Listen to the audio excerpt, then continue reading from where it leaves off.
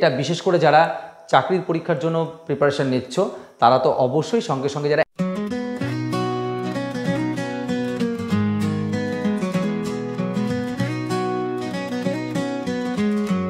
চাকরির পরীক্ষা হোক বা একাডেমিক, আমরা যখনই ইংরেজি পড়তে যাই কেস একটা ইম্পর্ট্যান্ট রোল প্লে করে থাকে। চলো আজকের ভিডিওতে আমরা দেখে নিই কেস কি এবং তার প্রয়োগ। ওয়েলকাম টু দাদার ক্লাস ঘর। প্রথমেই বলি কেস কি। বাংলায় নিশ্চয়ই কারক শিখেছ, সেই বাংলার কারকই আসলে ইংরেজিতে কেস। তাহলে যদি কেসের বাংলা বলা হয় তাহলে কি বলবো? কারক। তো এই কারকে কি করা হয়?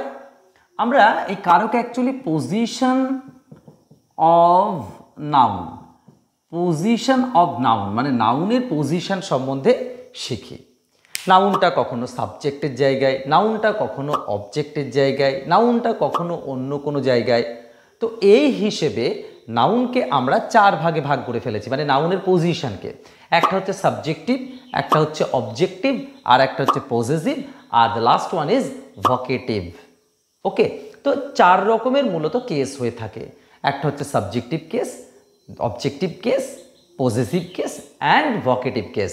তো চলো একটা একটা করে আমরা শেখার চেষ্টা করি। প্রথমেই বলি সাবজেক্টিভ কেসের আর একটা নাম আছে, সেটা হচ্ছে নমিনেটিভ কেস। নমিনেটিভ কেস কেন? তার কারণ হচ্ছে যে জিনিসটা সাবজেক্ট, সেই সাবজেক্টটা সবসময় নমিনাল বা নাউনের মতো ব্যবহার হয়, দ্যাটস ওয়াই এটাকে নমিনেটিভ বলা হয়। ওকে, সো সাবজেক্টিভের আর একটা নাম হচ্ছে নমিনেটিভ। এইখানে মাথায় রাখবে ভার্বকে, ভার্বকে কে বা কারা দিয়ে প্রশ্ন করব, ভার্বকে কে বা কারা দিয়ে প্রশ্ন করব। এই ভার্বকে কে বা কারা দিয়ে প্রশ্ন করে যে উত্তরটা পাবো, ওকে, যে উত্তর পাওয়া যায়, তাহলে ভার্বকে যদি আমরা কে বা কারা দিয়ে প্রশ্ন করি তাহলে যে উত্তরটা পাই সেটা হচ্ছে না সাবজেক্টিভ বা নমিনেটিভ কেস। এইবার ধরো আমি এখানে একটা বাক্য লিখলাম যে রানা ড্রাইভস কার ভেরি ওয়েল। ধরো আমি এখানে লিখেছি, তাহলে ভার্ব কোনটা? ড্রাইভস। একে কে বা কারা দিয়ে প্রশ্ন করো, কে চালায়? রানা চালায়। তাহলে রানা হচ্ছে সাবজেক্ট, আর তার জন্য এটা সাবজেক্টিভ কেস বা নমিনেটিভ কেস। এখন আমরা কি করব না অবজেক্টিভ কেসে চলে যাব। অবজেক্টিভ কেস কি? অবজেক্টিভ কেসের আর একটা নাম আছে, যেমন সাবজেক্টিভের আছে, অবজেক্টিভের হচ্ছে অ্যাকুইজিটিভ। এর আরেকটা নাম হচ্ছে অ্যাকুইজিটিভ। ওকে, তো এই অবজেক্টিভ কেস হচ্ছে কি নাউনের পজিশনটা অবজেক্টের স্থানে থাকবে। ঠিক সেরকম এরকমভাবে আমরা বলবো ভার্বকে, এখানে একটা কে হবে, যাই হোক, ভার্বকে কি বা কাকে, কি বা কাকে দিয়ে প্রশ্ন করব, কি বা কাকে দিয়ে প্রশ্ন করব, দিয়ে যে উত্তর পাবো। ভার্বকে কি বা কাকে দিয়ে প্রশ্ন করে যে উত্তরটা পাবো সেটাই হচ্ছে অবজেক্টিভ কেস বা অ্যাকুইজিটিভ কেস। এবার ধরো আমি একটা বাক্য লিখছি যে he played cricket,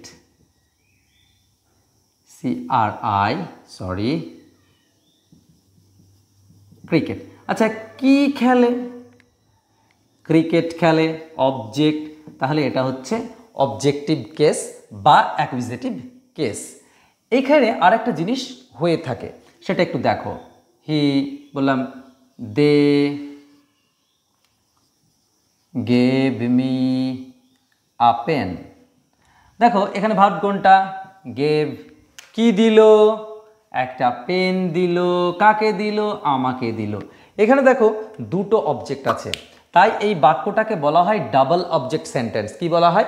double object, মানে দুটো অবজেক্ট আছে তাই। আর যখন কি দিয়ে প্রশ্ন করছি, কি দিল? পেন দিল, এটাকে বলা হয় ডাইরেক্ট অবজেক্ট। মনে থাকবে, এটাকে বলা হয় ডাইরেক্ট অবজেক্ট, কারণ কি দিয়ে প্রশ্ন করে এসছে। আর কাকে দিল, আমাকে দিল, তখন এটাকে বলা হবে ইনডাইরেক্ট অবজেক্ট। তাহলে তোমরা বুঝতে পারলে নিশ্চয়ই ডাইরেক্ট অবজেক্ট আর ইনডাইরেক্ট অবজেক্ট কাকে বলে। এখানে আরেকটা জিনিস বলা যায় যে তুমি এই বাক্যটাকে এইভাবে লিখতে পারো, they gave a pen to me, আমাকে দিল, এরকম তুমি করতে পারো। সো যেটা তোমার সুবিধা মনে হবে সেটা করবে। তাহলে বাক্যে দুটো অবজেক্ট থাকতে পারে, থাকলে তাকে ডাবল অবজেক্ট সেন্টেন্স বলে। আর ডাবল অবজেক্টের ক্ষেত্রে একটা অবজেক্ট ডাইরেক্ট আর একটা হচ্ছে ইনডাইরেক্ট। ডাইরেক্ট কোনটা, যেটা কি দিয়ে প্রশ্ন করে আসবে, ইনডাইরেক্ট কোনটা, যেটা কাকে দিয়ে প্রশ্ন করে আসবে। আশা করছি এই অবজেক্টিভ কেস তোমরা বুঝতে পেরেছো। নেক্সট হচ্ছে পজেসিভ। পজেসিভ হচ্ছে মাথায় রাখবে যে ভার্বকে কার দিয়ে প্রশ্ন করতে হয়, কার বা কাদের, কার বা কাদের, ওকে, এইটা মাথায় রাখবে। কার বা কাদের দিয়ে প্রশ্ন করবে, এই দিয়ে যদি প্রশ্ন করে উত্তর পেয়ে যাও তাহলেই তুমি পজেসিভ কেসটা বুঝে যাবে। বললাম যে রামস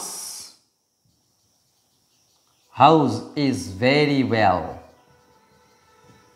রামের বাড়ি খুব সুন্দর। তাহলে এই যে কার বাড়ি, রামের বাড়ি, তাহলে কার দিয়ে প্রশ্ন করবে, কার, কার বাড়ি, রামের। তাহলে এইখানে সরি, এই যে রামস, এটা হচ্ছে পজেসিভ কেস। কারণ কি, কার বা কাদের দিয়ে প্রশ্ন করে উত্তর আসছে।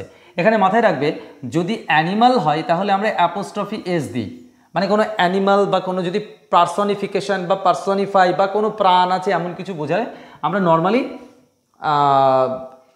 অ্যাপোস্ট্রফি এস দিই। কিন্তু যদি অন্য ক্ষেত্রে হয়, যেমন the legs of the table, এটা যেহেতু প্রাণহীন একটা বিষয় তাই আমরা অব দা করে পজেসিভ কেস করে থাকি। টেবিলের পায়া, টেবিলের পায়া, ঠিক আছে। সো এটা হচ্ছে পজেসিভ, যেখানে ভার্বকে আমরা কার বা কাদের দিয়ে প্রশ্ন করব। আর লাস্ট হচ্ছে ভকেটিভ। ভকেটিভ, ও এখানে একটা জিনিস বলা হলো না, সেটা হচ্ছে পজেসিভের আর একটা নাম আছে, সেটা হচ্ছে জেনেটিভ। জেনেটিভ, ওকে। তবে ভকেটিভের একটাই নাম, আর আলাদা কোনো নাম আমি পাইনি। সো ভকেটিভ হচ্ছে যখন কোনো একটা নাউন লেখার পর একটা কমা থাকবে, অর্থাৎ তাকে ভকেশন করা হবে, ডাকা মানে অ্যাড্রেস করা, তখন সেক্ষেত্রে ভকেটিভ বলা হয়। যেমন বললাম যে জন কাম হিয়ার, তুমি এখানে এসো, জন তুমি এখানে এসো। তাহলে এখানে জনের পর আমি একটা কমা ইউজ করেছি এবং জনকে আমি কি করছি, ডাকছি আর কি, অ্যাড্রেস করছি। তো এই হচ্ছে, এটা হচ্ছে ভকেটিভ কেস। আমরা এই পার্টিকুলার যে কেসটা শিখলাম, এটা বিশেষ করে যারা চাকরির পরীক্ষার জন্য প্রিপারেশান নিচ্ছ তারা তো অবশ্যই, সঙ্গে সঙ্গে যারা একাডেমিক তাদের জন্য ভীষণ ইম্পর্টেন্ট, এটা আমি প্রথমেই বলেছি। এইবার তোমাদের একটা জিনিস বলে রাখি যে এই কেসে সাধারণত প্রশ্ন কিভাবে আসে। প্রশ্ন আসবে, একটা বাক্য লিখে দেবে, দিয়ে সেই বাক্যের তলায় তোমাকে দাগ দিতে হবে, যেটা কোন কেস, যে পজিটিভ কেস নাকি তোমার সাবজেক্টিভ নাকি অবজেক্টিভ, দাগ দেওয়া থাকবে, তোমাকে উল্লেখ করতে হবে, বা বলা থাকবে যে অবজেক্টিভ কেস কোনটা, তোমাকে তখন তার তলায় দাগ দিতে হবে। এরকম দুরকমভাবে আসতে পারে। আশা করছি ভিডিওটা হেল্পফুল লেগেছে, এবং যদি এই ধরনের ভিডিও আরও পেতে চাও প্লিজ কমেন্ট সেকশনে কমেন্ট করো। আর হ্যাঁ, জুড়ে থাকার জন্য অসংখ্য ধন্যবাদ তোমাদেরকে, আর সাবস্ক্রাইব করতে প্লিজ ভুলো না, অ্যান্ড শেয়ার।